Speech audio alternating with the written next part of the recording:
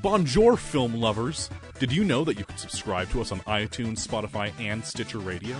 We also have a website, realnerdspodcast.com, where you can find cool articles and other ways to listen to the podcast. You can also follow us on social, Facebook at Real Nerds Podcast, and Twitter and Instagram at Real Nerds. You can also call us at 720-6nerds5. We will listen to it, we will play it, and we will probably commentate on it. Also email us at realnerds@gmail.com. Anyway, enjoy the episode. Hey, what's up, everybody? This is Ming Chen from AMC's Comic Book Men. Listen, I have my own podcast. I have my own podcast studio. I don't really care about those. What I really care about is the Real Nerds Podcast, the best podcast in the universe, in the multiverse, on all Earths, 616 and beyond. Listen to it. Subscribe right now, and listen to this episode. Listen to all the episodes, but especially listen to the one that I'm on. It might be the best. Thank you, guys. Camera, action! Well, a real nerd knows who shot, and a real nerd can follow the plot, and a real nerd can... Don't talk film! I'm sorry. Take it outside. Well, a real nerd knows who shot, and a real nerd can follow the plot, and a real nerd will give it all they got. Lights, camera, action! Real nerds. Welcome to Real Nerds Podcast, where for 10 years we've gone to see a new movie and podcasted our experience of the world. This week we watched The Unbearable Weight of Massive Talent. I almost blew it again. Stay tuned. It's a mouthful. Stay tuned to a few minutes from now where we will review the movie in our new format where we review the movie at the beginning of the show. And then afterwards we will talk about movie news. What's the other thing we do? We'll listen in on what the other nerds have to say when they call in. And the big box office comeback. Usually Ryan's doing this. Yeah, I know. Hosting gig, but he could not make it to the movie this week. And he is in a patient zero level household right now. He's been working hard and everyone's sick, so it's up to us to talk about this movie. Ryan works hard. Yeah, right. Probably just sits in his car eating donuts all day. Mm-hmm. Yeah, browsing his phone. Hey, Brad, I smell bacon. Do you smell bacon? Not right now, but I'm sure Thursday we will. Uh-huh. We all watch Doctor Strange together. Yeah, that's right. We all got our tickets to the Alamo. 10:40 at night. How long is the movie? Did they say yet? I mean, hopefully it's more than 3 hours so that people, don't complain on the internet. Wait, more than 3 hours so that people don't complain? Yeah, I know. I'm making fun of them. I was going to say that there's like too much Marvel movie. Yeah, I was going to say, like, if they do that, then I don't want to hear anybody. They better not do that, or otherwise I don't want to hear any more complaints about The Irishman ever again. But that's beside the point. I watched 4 hours of Justice League in a theater, and it was delightful. So if there was a 4-hour Marvel movie, I don't know what you're doing with your life to where that's a problem for you. I mean, 3 hours is the thing, man. That's how they get you in for an experience at the movie house. Because you all won't go to other things. You're getting more movie for the same price. Stop complaining. Yeah, I know. Just that, it goes back to what I'm saying. You got the comic book community tends to get a lot more of things in theaters than I do, so I don't want to hear any complaining, ever. But that's beside the point.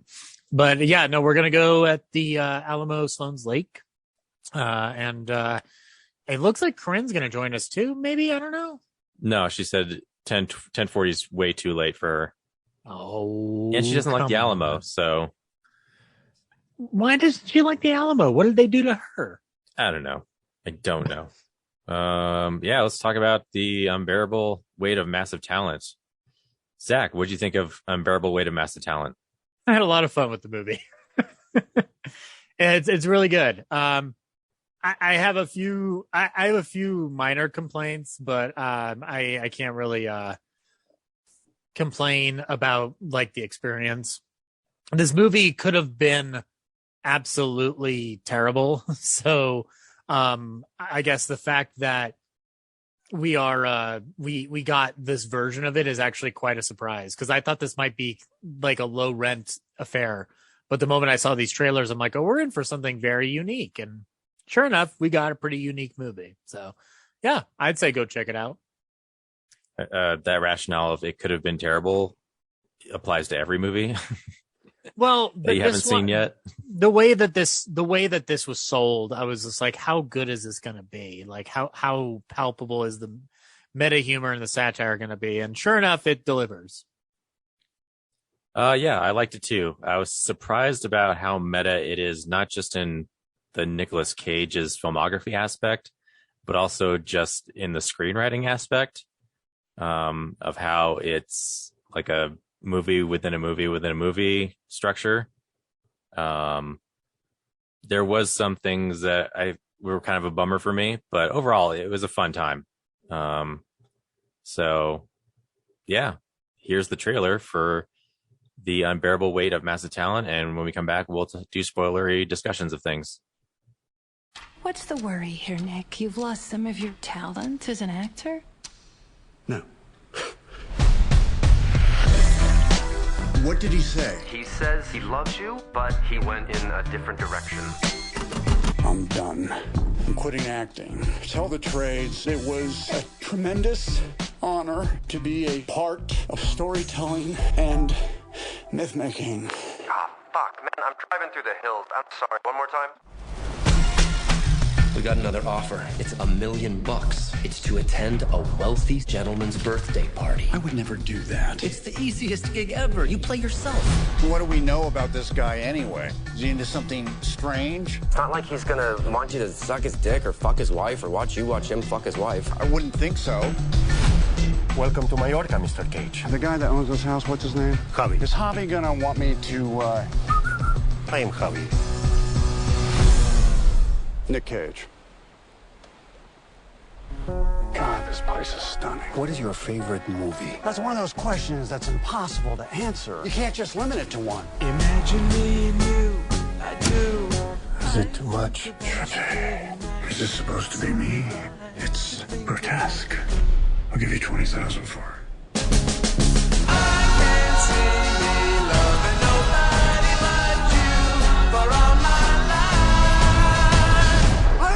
A cliff? We could have died! I'm in position. I think that's the actor Nick Cage. Nick Cage? I love you.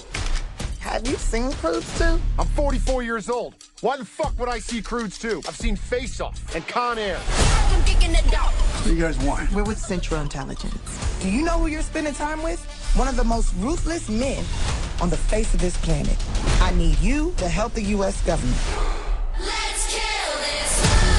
Find a way into that room, Nick. I can see myself doing more of this stuff. I think I might have a real gift for it. Good, because we got another mission for you. No.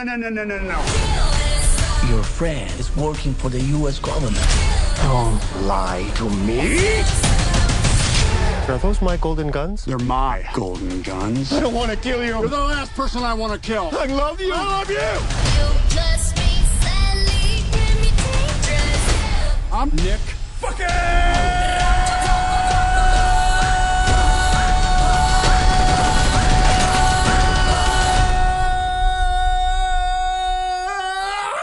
Whoa, Cage!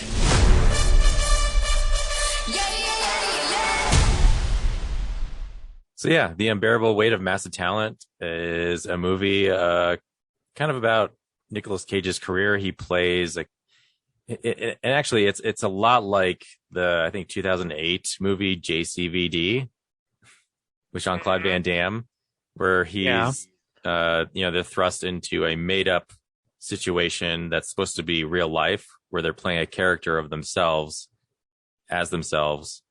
And they kind of analyze their career as they do it. And that's what this movie does. Nick Cage is struggling to get cast in this part that he really wants, and doesn't get it. So he takes a second job, just appearing at a birthday party for someone who he thinks is like a, big connected cartel guy.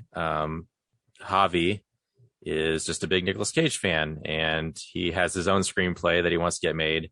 And so when Nicolas Cage goes to Javi's private island, the FBI interrupts and tells him that Javi is this big, dangerous cartel guy, and they want Nicolas Cage to spy on him for them. And there's, maybe that's true, maybe it's not. And as you go along, Nicolas Cage just kind of reconnects with what he enjoys about acting again. And what did I miss, Zach? Not much. You pretty much nailed it on the head. I think the thing I liked, beyond just revisiting all these inside jokes about Nicolas Cage's filmography, there's, it's fun when they'll pull, I forget the quote was, but they reference Captain Crow's mandolin as being this misunderstood genius. Stuff like that is fun. They'll just drop a movie title out of nowhere. But the fact that everything is foreshadowed early on of how the movie's going to play out, and much like I guess Hot Fuzz does, where there's the movie that Javi wants to make ends up becoming the movie that they're in. No,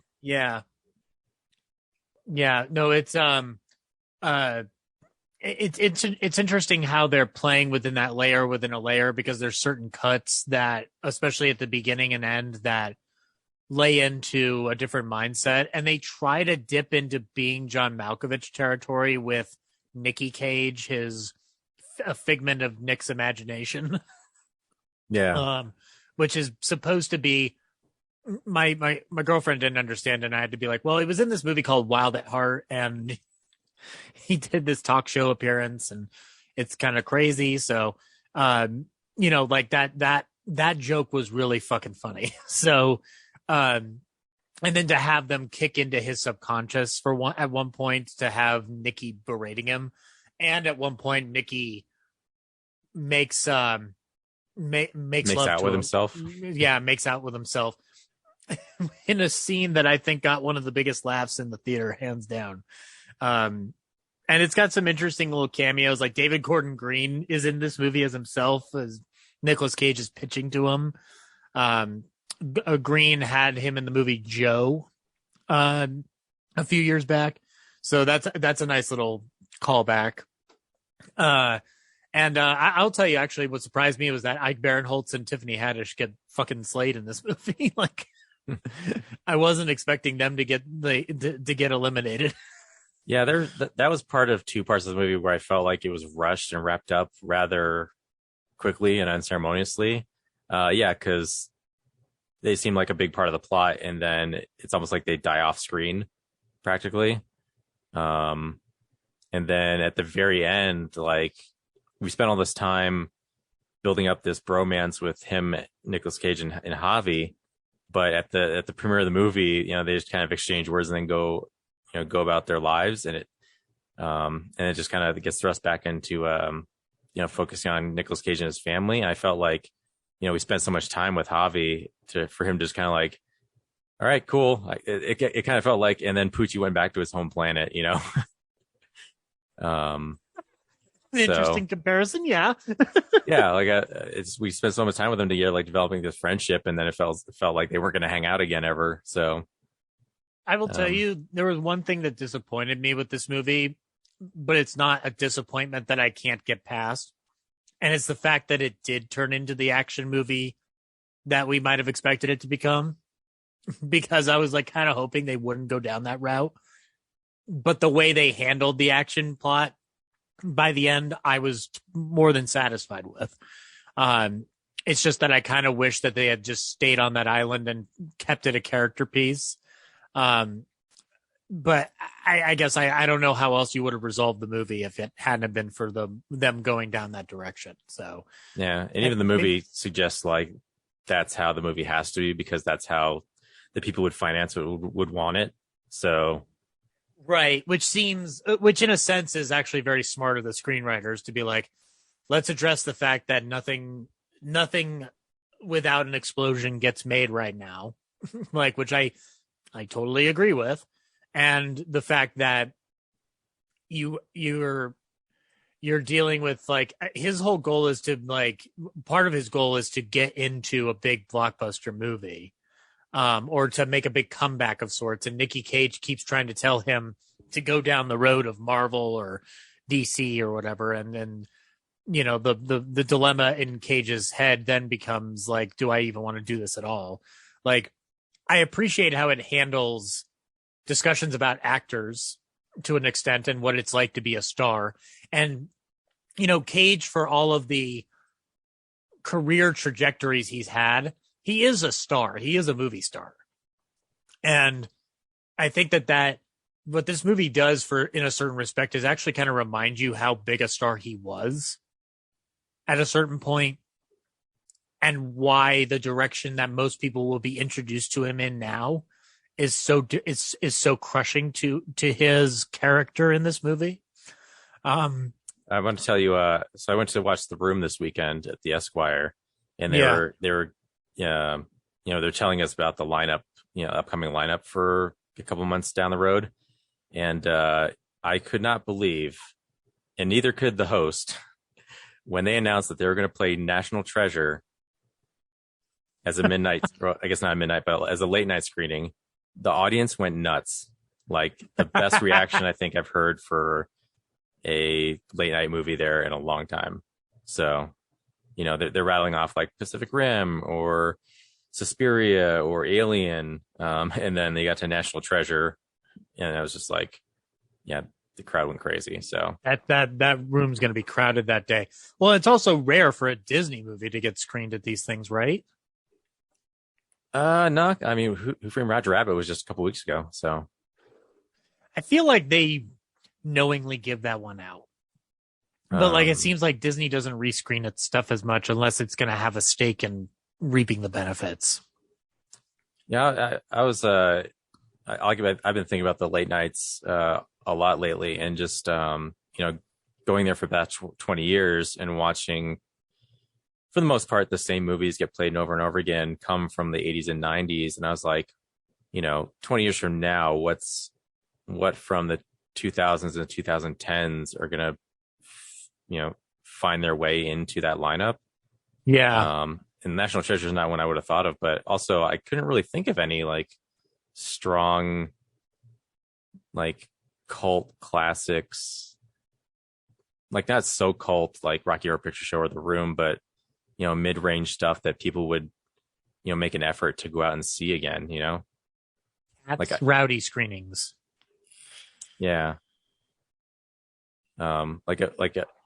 I'd say Avengers or superhero movies, but those feel like too big to be in that lineup. I don't know. Yeah, makes me wonder what the next generation appreciates. Like what's their like cult classic movie that they love, from their time. Right. Yeah, I don't know. It's a wait and see period to a certain extent, I guess. Yeah, I mean, it's going to be this decade, so yeah. It should be interesting to see what people like. Yeah. Like what resonated with people. I don't know, man. I have apparently no gauge on the pop culture pulse if I'm like dismissing Marvel in favor of Martin Scorsese. So you're asking the wrong human being. Yeah. I've taken for granted, seeing like The Thing and stuff, these 40-year-old movies come through year after year in that lineup, and being like, eventually they're going to get phased out in favor of stuff from 10 years ago. And I just don't know what that is. Yeah. I don't know. It is a wait and see, unfortunately, because you never know what's going to catch on in the lexicon in the pop culture realm. Like I'm surprised. I'm not surprised. I'm glad that Scott Pilgrim found that. So I'm wondering if, yeah, that's one. Yeah. Like Scott Pilgrim is definitely one that'll keep replaying and replaying. I said Cats in jest, but I do sincerely think that that's one where people have found a midnight cult connection to making fun of this big budget flop. I think Mandy has a good chance at that. I think Mandy had enough of a following that it'll continue on with people wanting to check it out, and movies like what we just discussed certainly help with that. Pig might have that. You never know. I don't think it's big enough. Like, never underestimate it. Like, I don't hear anyone but us talking about it. So no, well, there are people who talk about it. You just need this is not said in malice. You have to go outside of your Marvel Disney realm to find people who love Pig, and that's unfortunately the state of it. Is that like unless there's a huge exposure, and unless somebody latches onto it like we did, like it's a movie you're going to discover. But if enough people discover it over time, then you've got a chance, you know? I guess this would be a great question to pose to like a Twitter poll of like, what movies would you recommend from the past 10 years that would be a good midnight, and let's see what comes up. But anyway, back to the Unbearable Weight of Massive Talent. That's all I got. Yeah. That's about it. It's just a fun, if you're a Nicolas Cage fan and you love his movies, I think it's a pretty good homage to his career. Yeah. No, yeah, it's perfectly wonderful. It's not the greatest movie ever made. It's just a fun ass movie. Like, you're just going to have a fun time. Cool. Maybe Ryan will call his review in if he sees it before I edit this, but if not, let's talk about some news. It's real news. All right, nobody else wants to talk about it, so I'll just say it. There's trouble in family land, Brad. There's trouble in the Fast and Furious world. A lot of directors dropping out of projects, apparently, but go on with this one. Yeah, no, well, I would love to hear the other ones, because this is the big one that I found. Justin Lin dropped out dropped out of Fast X. While he was working on it. While he was working on it. Like already shooting. A week, or like what, week, 10 days in production, something like that. Mm-hmm. He said in a statement, with the support of Universal, I have made the difficult decision to step back as director of Fast X while remaining on the project as a producer. Over 10 years, 5 films, with the best, we'd be able to shoot the best actors, the best stunts, and the best damn car chases. On a personal note, as a child of Asian immigrants, I am proud to help build the most diverse franchise in film history. I will forever be grateful to the amazing cast and crew and studio for their support and for welcoming me into the Fast family. That was reported a few days back. Now the reports are coming in that apparently Vin Diesel's difficult behavior is at the root of this. Apparently he is showing up late to set, doesn't know his lines, and is out of shape. Or showing up out of shape. None of this surprises me, in all honesty. I think the idea of him dropping out that while in production is the surprising part. And he's giving up a very big payday to exit from this. It's not really. He's a producer, so probably gets more money for that than directing. Yeah, but that's like he probably had additional money attached. Now, it does look like, though, that they have found a director, Louis Leterrier, who directed The Incredible Hulk, Now You See Me, and The Takedown, has apparently signed on.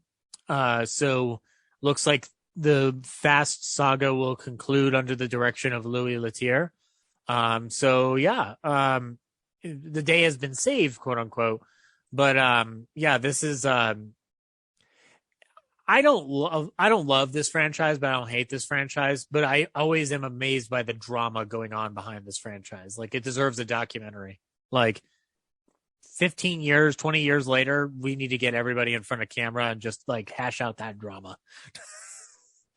I want that, like, you know how Nightmare on Elm Street and Jason have their own like 10-hour documentaries. I want that for the Fast and Furious franchise. And apart from that, we do have a death to report. The legendary Neil Adams has passed away at the age of 80. due to complications from sepsis.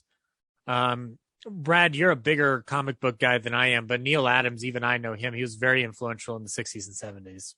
Yeah, most of my familiarity with him runs along the Batman comics, but he was huge across, like, I think both, definitely DC, but I think a little Marvel too. And for context, what did he do to bolster the Batman world? As far as I'm not a huge expert on him, but he was part of that 70s, 80s Batman run where they brought him back to the Dark Knight Detective. Right. A lot of, merchandise around the Batman 89 promotions, even though the movie was out with Tim Burton style, a lot of merchandise had the, blue cowl, gray suit look, and a lot of that was his style. And he was also frequently in booths near us at Denver Comic-Con / Pop Culture Con.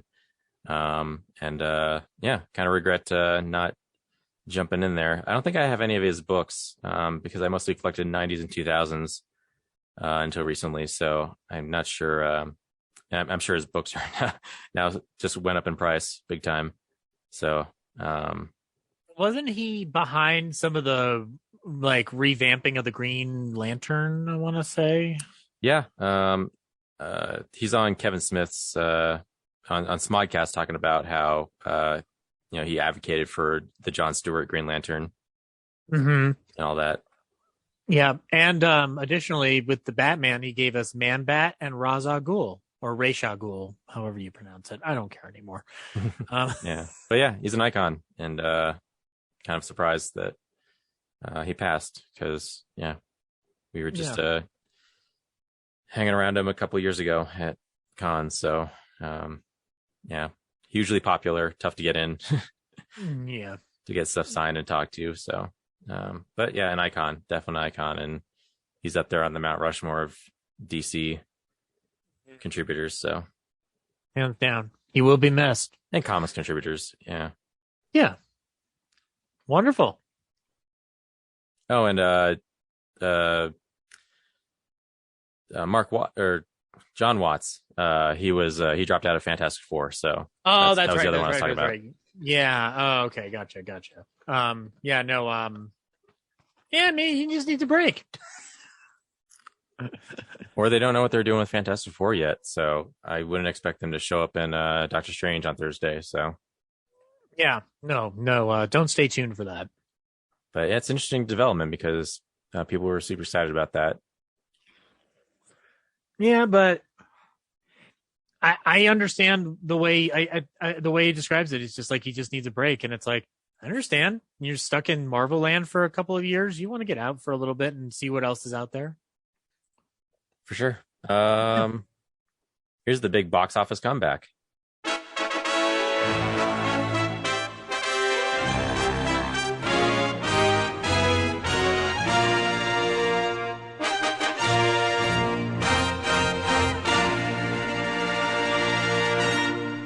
All right. It's a bit of a light week here at the box office. The Bad Guys coming in at number one with $16.1 million, losing 32% over the weekend.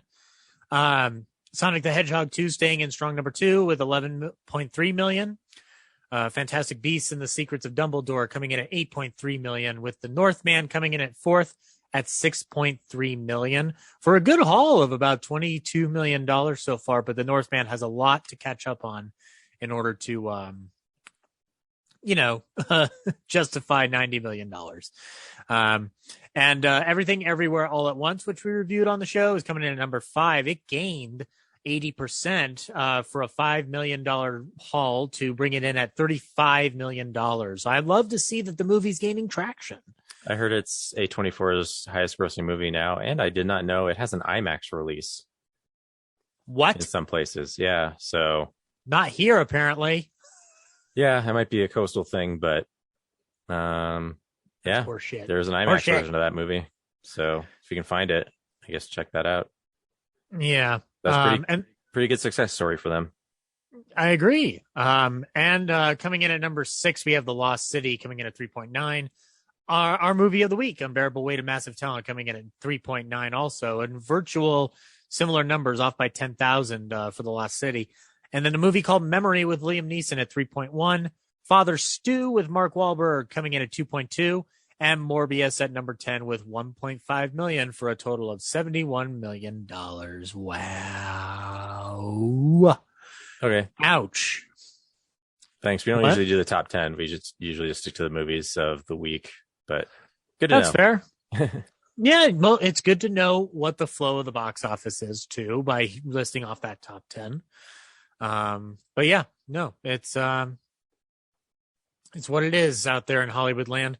Hopefully Doctor Strange will shove in some more seats there. And hopefully some other films that aren't Marvel related. Who knows? We'll see.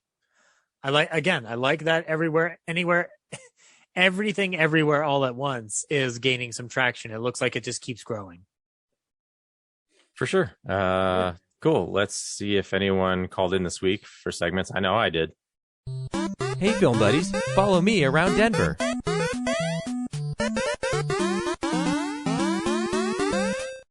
And this week at the drive-in, the Holiday Twin lineup is being, I guess, figured out right now because I'm online at holidaytwin.com, and they have Doctor Strange on screen 1, but their other 3 options have not been filled out yet. So if you're looking for Doctor Strange, it'll be there this weekend, I think. I just don't know what else it'll be with. But, of course, you can go to that website, holidaytwin.com, and find out for yourself closer to Friday. The 88 Drive-In still has Sonic the Hedgehog 2 and Morbius in the lineup, and there's no indication of Doctor Strange, but this lineup could change on Thursday, so definitely check out 88drivein.net every week in case my podcasting is not timely, which is frequently isn't anymore. So apologize for that, but I still want to give these great venues a shout out. And lastly, I will remind everyone that the final Starfest is next weekend, the 13th, 14th, and 15th of May at the Hyatt Regency Denver, not the Marriott, just a couple hotels down the street. The last one ever. You can get tickets early online at starland.com. Is it starland.com? It might be Starfest. Dang it. Starfest Denver. Do that. Starfestdenver.com. Sorry. It used to be Starland. That's how old I am. Starfestdenver.com. To get tickets there. I don't know if they have rooms available still. Just communicate with the Hyatt Regency for that. But come hang out and send off this great local con for the last time to celebrate its life and legacy.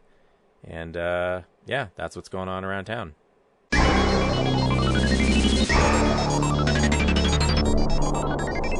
Hey, Brad here, introducing a brand new segment I thought up called Brad Recommends, where each week I will just recommend something that I like, and I won't go into any detail about it. You just have to take my word for it because I have the best opinions and the best taste in movies, and that's all you need to know in order to enjoy these recommends that I have. So for this week, I'm actually going to go back a couple weeks to things I enjoyed that I didn't get to talk about because we have axed our What Are We Watching segment. And I'm going to say that everyone should go check out a movie called New York Ninja.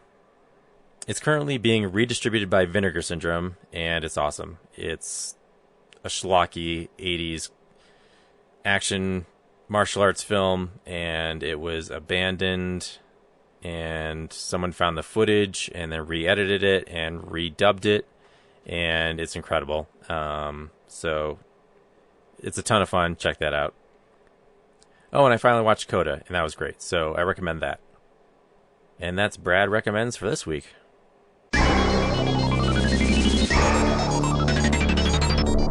Thanks, everyone, for that extra information. Gosh, what are we seeing next week? Next week, I think we're seeing The Irishman Extended Edition. Oh, my God. It's coming directly to theaters. Strangely enough, I'm surprised that Scorsese allowed it out. And you're all required to sit there the entire time. You don't just get to break it up in Netflix chunks. So, is it about time for you to give up the show now, Brad? Yeah, we're not doing that. We're gonna go watch Doctor Strange. Oh, okay, that sounds fine too. Yeah, that sounds way better. Can't believe there's any footage left of the Irishman to make an extended cut. I'm joking. There is no extended cut coming out of the movie, much to my chagrin. That movie wasn't edited at all. It was shot linearly. I'm gonna go to Thelma Schoonmaker. Every take used. Replay that quip of yours and have her come beat you. So violent. Keep my name out of your mouth. Keep my Brad's name out your damn mouth. Yes, that's it for Real Nerds podcast this week. Thanks everyone for tuning in. You can't talk to us. You can text us on Twitch, but you can't talk to us on this show, or you can call the voicemail, which people need to do so we can keep it. Google frequently threatens to discontinue it because it's so inactive. Yeah, call the what is it, 720-6nerds5 and leave some voicemails so we can play them on the show and contribute to our conversation, because we're pretty boring. Not so boring. I mean, don't forget, right after Doctor Strange, we have Filmsplosion 92. I think so. Yeah. Might be the week after. Listen. Probably the week after? Yeah, we're not sure if we want to see Firestarter or not. Okay. After. And then I think there's a dead week after that one, so we might put Filmsplosion there, but gotcha. Okay. We shall see. I still need lists from people. Yeah, all right. Well, no, I've got mine. I'll just shoot. Let me just fucking screenshot to you now. But yeah, no, Filmsplosion 92, send your lists to Facebook, Twitter, realnerds@gmail.com. Any other place you can find a way to get a hold of us, send us your lists of the best films of 1992 and we will read them on the show. Voicemail it in. Voicemail it in. Yeah, we could play it. Yeah. Can't we, Brad? So we don't have to spend 20 minutes reading awkwardly at the end of the show. You can just do it in your own voice. That is no way to call out James's mom without calling out James's mom. I was calling out myself for butchering the rhythm of everyone's writing. That is true. In.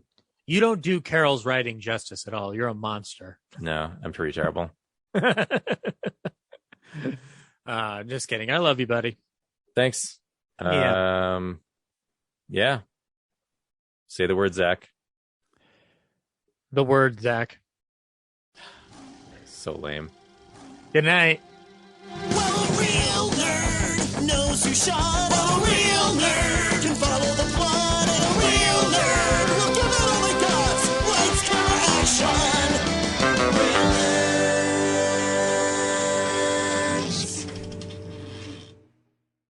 Thanks for listening to Real Nerds Podcast, a Nebulous Visions production. Stream or download episodes, read articles at realnerdspodcast.com. Stream us on Apple or Google Podcasts, Stitcher, Spotify, or iHeartRadio. Follow us on Facebook, Real Nerds Podcast, Twitter and Instagram at Real Nerds. Watch us on YouTube, Real Nerds Podcast. Email us at realnerds@gmail.com. Call us at 720-6nerds5. Thank you to Sparks Mandrill, Mike at Plan 9 Studios, and Bolognium for all of our groovy theme songs. And that's how you fucking do it!